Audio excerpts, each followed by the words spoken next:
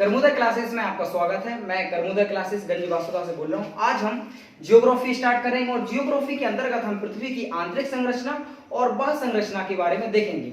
तो पृथ्वी की जो आंतरिक संरचना है उसमें कौन कौन सी परतें पाई जाती हैं और पृथ्वी की जो बाह्य संरचना है उसमें कौन कौन सी परतें पाई जाती हैं, इनके बारे में अध्ययन हम करेंगे। शुरुआती जानकारी के लिए मैं आपको बता दूं कि जो पृथ्वी की आंतरिक संरचना है वो 3 भागों में बटी हुई है, जबकि जो बाह्य संरचना है वो 5 भागों में। अगर हम बाह्य संरचना के बारे में पृथ्वी की बात करें तो बाह्य संरचना के बारे में आपको वायुमंडल को पढ़ना पड़ता है और आंतरिक संरचना के बारे में पृथ्वी के अंदर की बात हम करते हैं।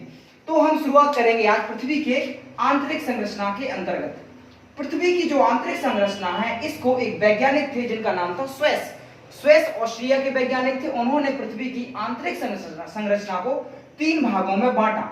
ये तीनों संरचनाएं आपको याद रखना है। अगर हम देखें पृथ्वी की आंतरिक संरचना में तो आपको ये 3 भाग आपको याद रखना है। सबसे जो ऊपरी भाग है उस ऊपरी भाग को कहा जाता है पृथ्वी की उसको भूपर्पटी। जो सेकंड वाला भाग है उसको कहा जाता है मेंटल और जो तीसरे नंबर का भाग है उसे कहा जाता है क्रोड।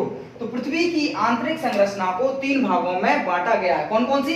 भूपर्पटी, मेंटल और क्रोड। इन 3 परतों को आपको याद रखना है और ये तीनों परतों की अलग अलग कुछ विशेषताएं भी हैं। जैसे अगर हम देखें पृथ्वी के जो आंतरिक भाग के अंतर्गत जो आपकी सबसे ऊपरी परत है उसको क्या बोला जाता है? भूपर्पटी। ये जो भूपर्पटी आपकी जो परत है इस परत का एक नाम और है, इसी परत को कहा जाता है सियाल। अब आपको याद रखना है इसको सियाल क्यों कहा जाता है, क्योंकि इस परत में सिलिका प्लस एल्युमिनियम, इसी कारण इसका नाम क्या है? सिलिका और एल्युमिनियम नामक जो आपके पदार्थ हैं इनकी मात्रा सबसे ज्यादा पाई जाती है, इस कारण से इसे सियाल कहा जाता है। दूसरी परत की अगर हम बात करें तो दूसरी परत है आपकी मेंटल और मेंटल को ही सीमा कहा जाता है। दोस्तों नाम याद रखना, सीमा। सीमा का अर्थ क्या है कि इस परत में आपकी सिलिका और मैग्नीशियम जो तत्व हैं इन तत्वों की अधिकता होती है।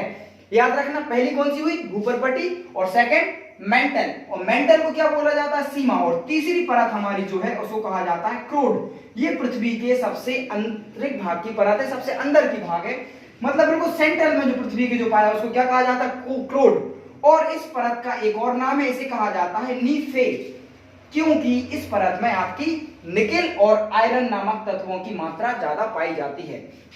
दोस्तों यहां पर इस परत में और इन परतों में थोड़ा सा अंतर है।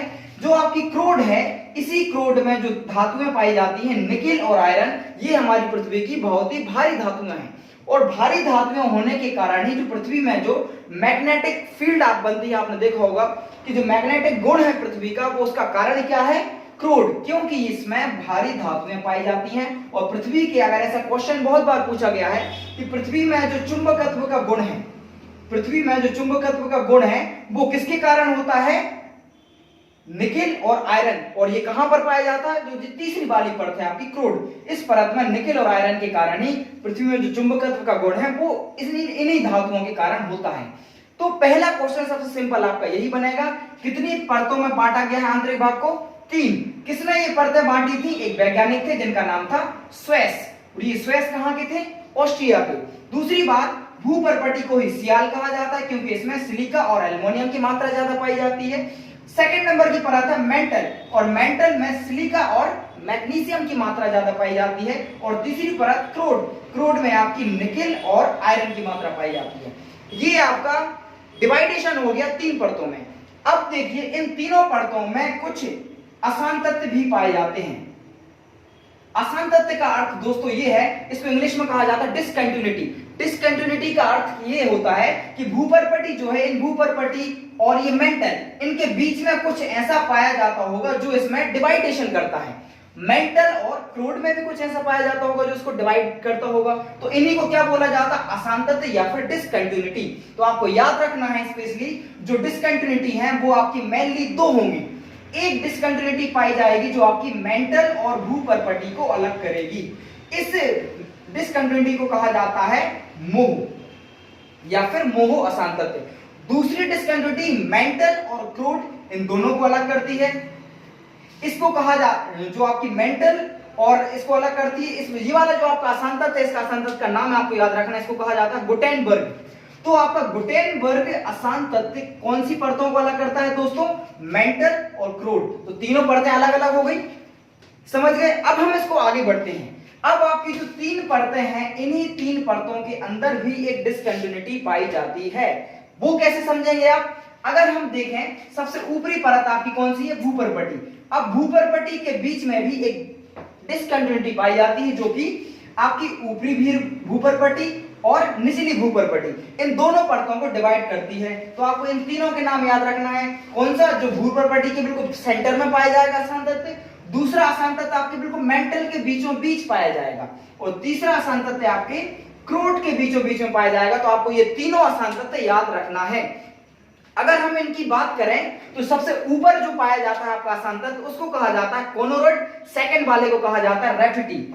सबसे ऊपर कौन सा आपका परत पाई जा रही है? भूपर्पटी। भूपर्पटी को 2 भागों में बांटने वाले आसान तत्व को आपका कहा जाता है कुछ, और इसको भी कुछ कहा जाएगा और इसको भी कुछ कहा जाएगा। तो इन्हीं के मैंने आपको जो नाम बताए थे, सबसे पहले की बात करें अगर हम, तो आपकी है सबसे पहले कोनोरॉड।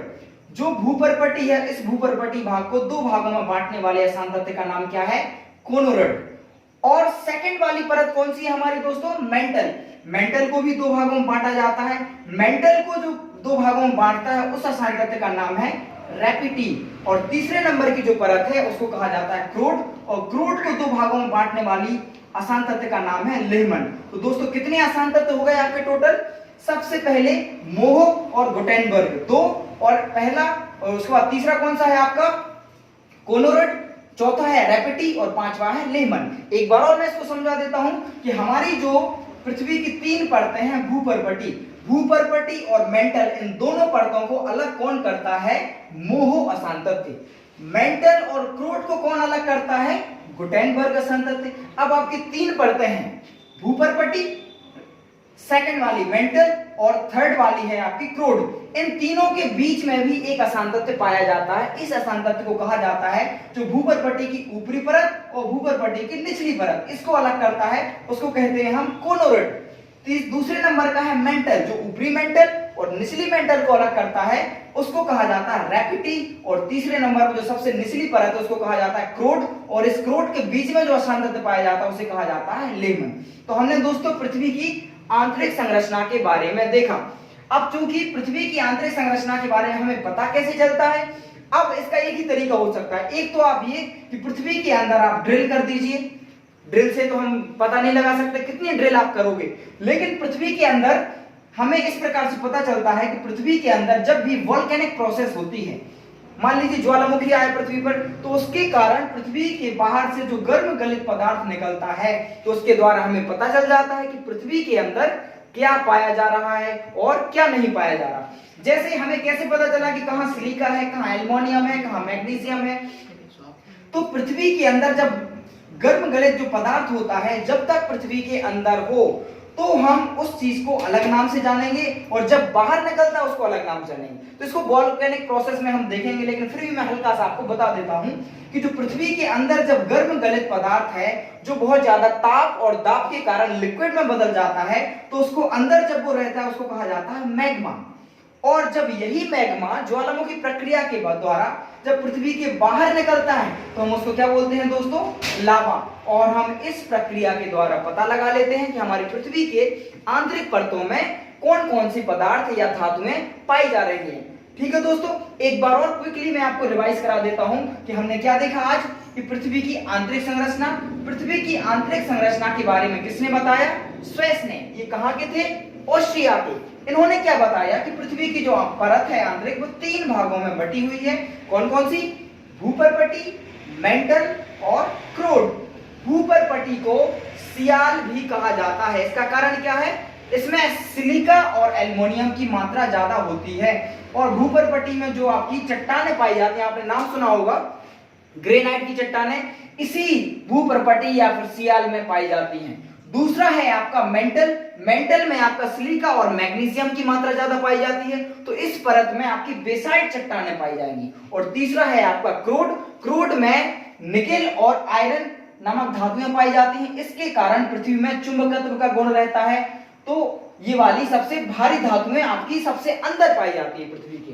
फिर हमने देखा था कि इनके बीच में आसान तत्व पाए जाएंगे या फिर डिसकंटिन्यूटी, जिसके अंतर्गत हमने देखा था कि भूपर्पटी और मेंटल को कौन सी डिसकंटिन्यूटी अलग करती है? मोह। और मेंटल और क्रोड को कौन सी अलग करती है?